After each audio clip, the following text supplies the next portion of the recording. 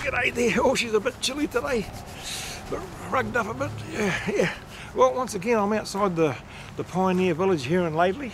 And today I'm here to see a gentleman called Don. Now, he is responsible for the dairy side of things.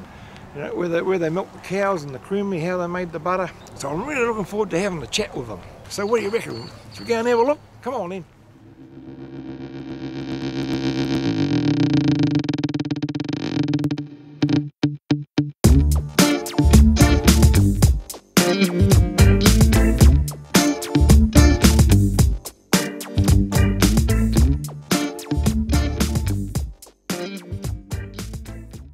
I've been here 4.5 years. When I started here, the first job I had here was helping restore the milk delivery cart. Yeah.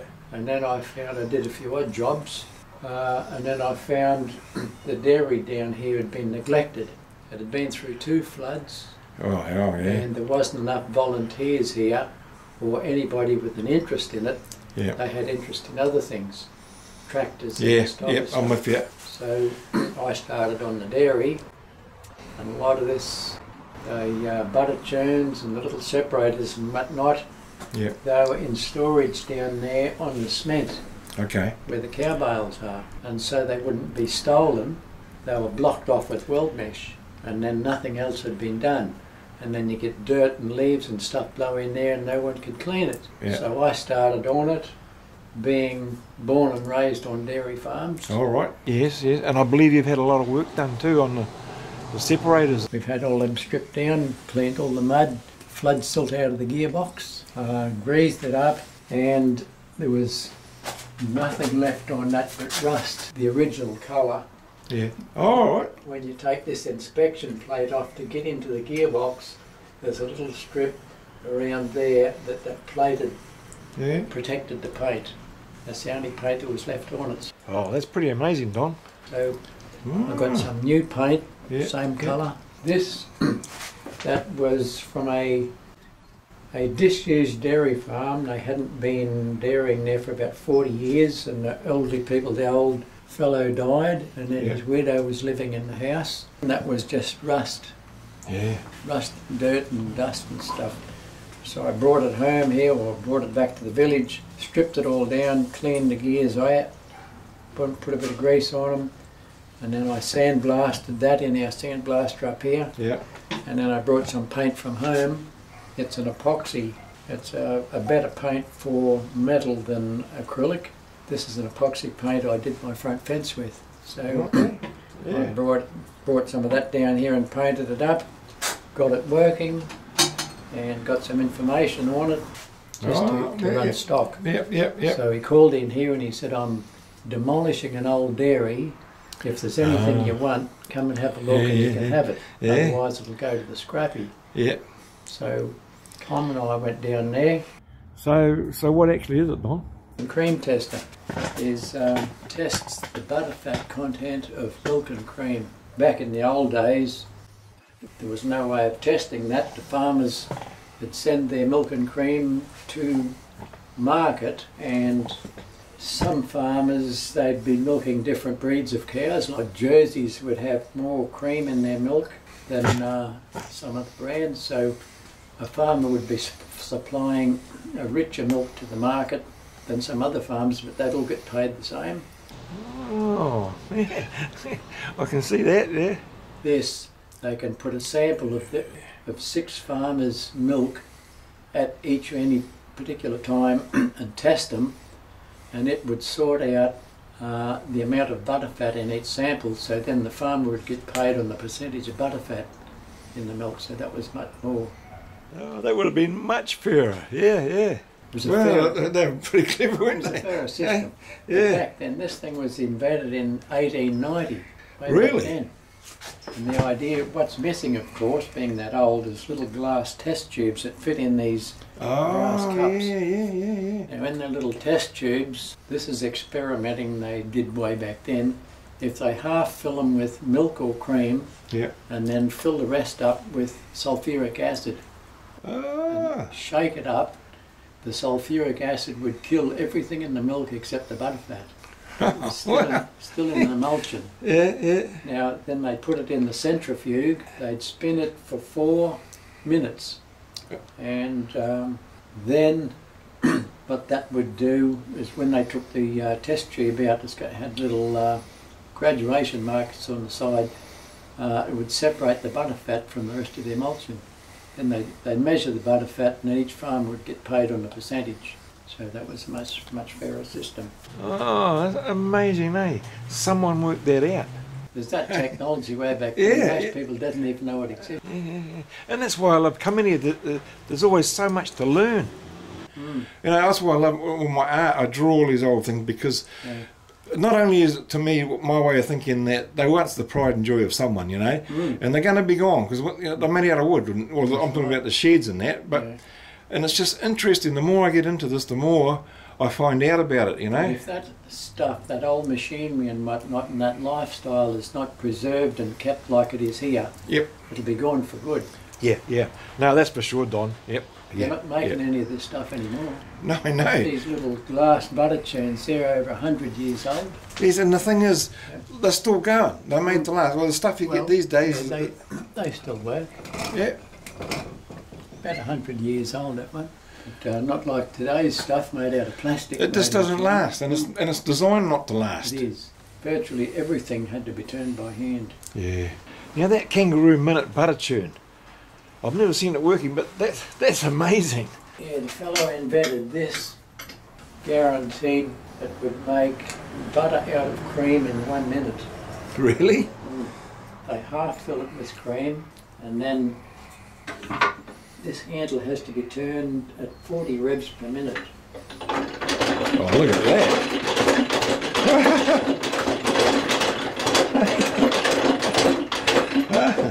Yeah, 1 minute. So that was a bit more of a convenience for them back then. What's that there, butter press? What did that do?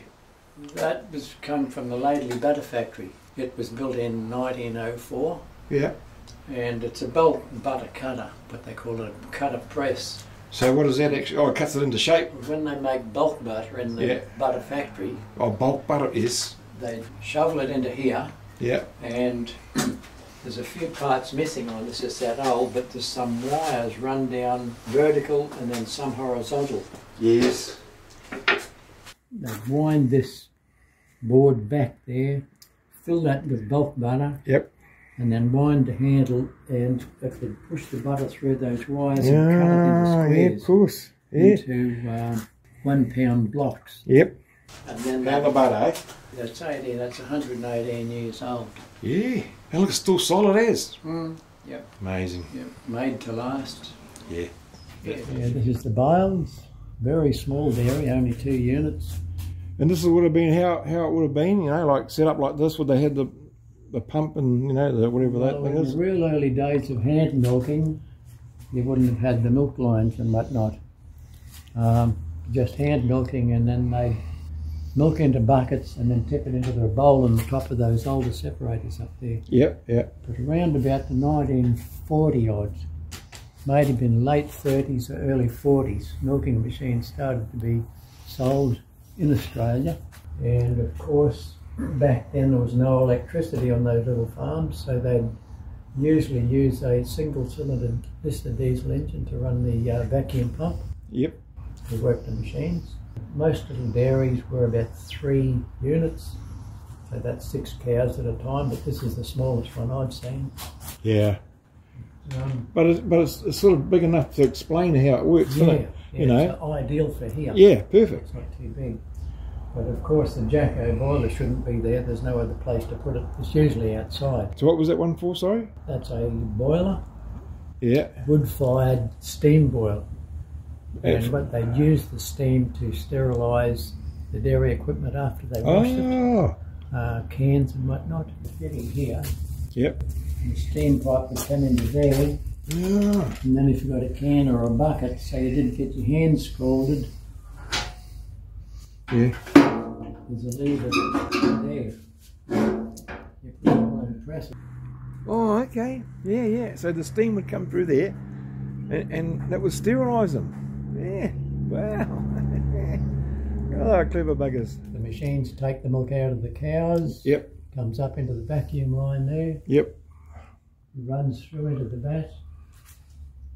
Then when you get enough milk in the vat, you start the separator. Oh, yeah. In the early days it was operated by hand. Yes. Then when they got the milking machines, either run by a diesel engine or electric motor, they then ran a shaft and a belt to run the separator.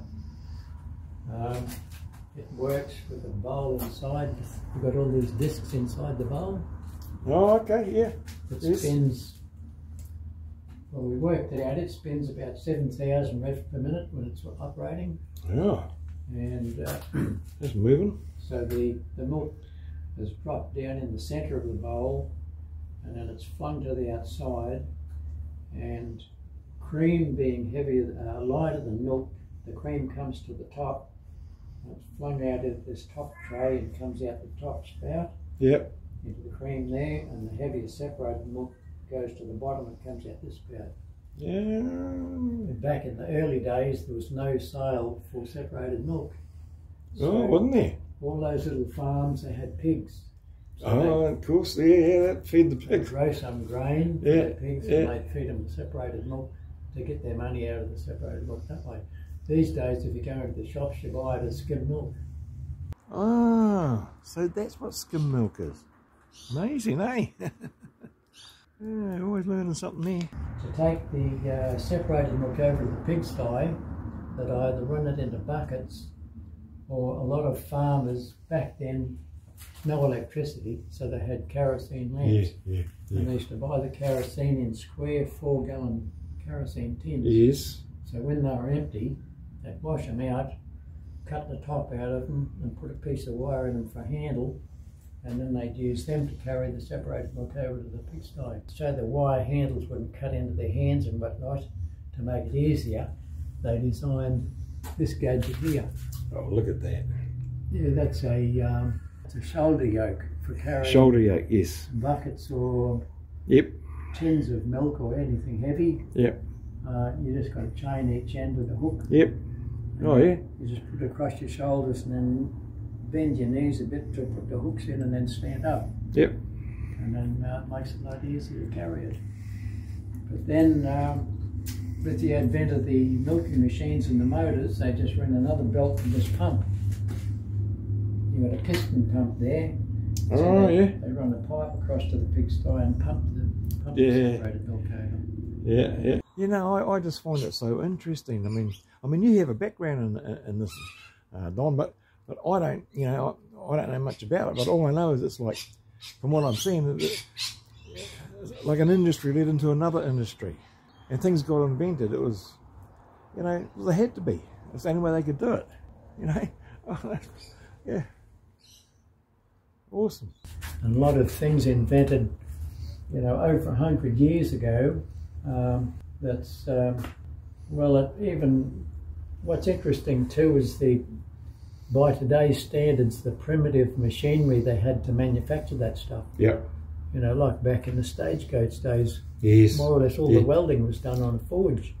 Yeah, true. Metal heating and bending and whatnot. Yes. All by hand to heat it up and then hit it with a hammer to bend it over an anvil. And all that terrific stuff, that metal work was all done by hand. Yeah. It creates a more complete story of society. Yeah, absolutely. Of where society has come from. Every time they finish milking, all of this stuff has to be stripped down and washed and sterilised. At Plainland. Oh, yeah. That's where the Woolworths complex now stands. Oh. It was donated in 2003, and the Pioneer Village volunteers went and dismantled it and then laid this block of cement and then rebuilt it. You've done a great job. The cream shed was donated earlier. It come from a farm up in Blenheim, just up the road here. Yep. Yep. And it was donated in 1984. But you've got a vacuum gauge there as well to tell you how much vacuum the pump is pumping. Yep. Yep. And when the machines are working, The vacuum usually runs at 17. Okay. As you can see here, on the dial 15, it runs past where that red pointer is.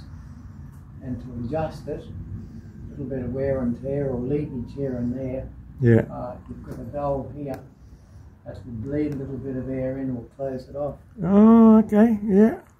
So everything's adjustable. Everything has got to be worked right as well, the amount of vacuum. Yeah. So yeah, that's our little, that's the Laidley Pioneer Village Dairy display.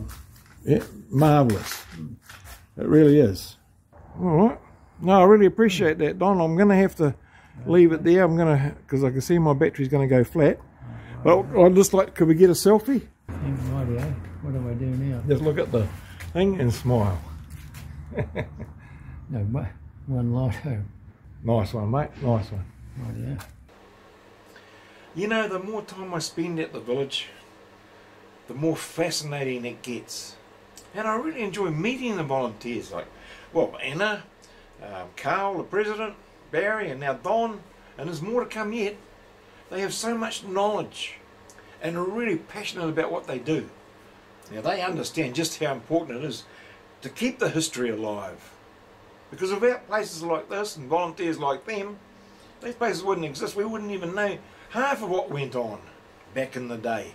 Yeah, they're keeping it alive, and not just for the generations to come, but also in respect and to recognise the past generations, the ones that actually made it happen.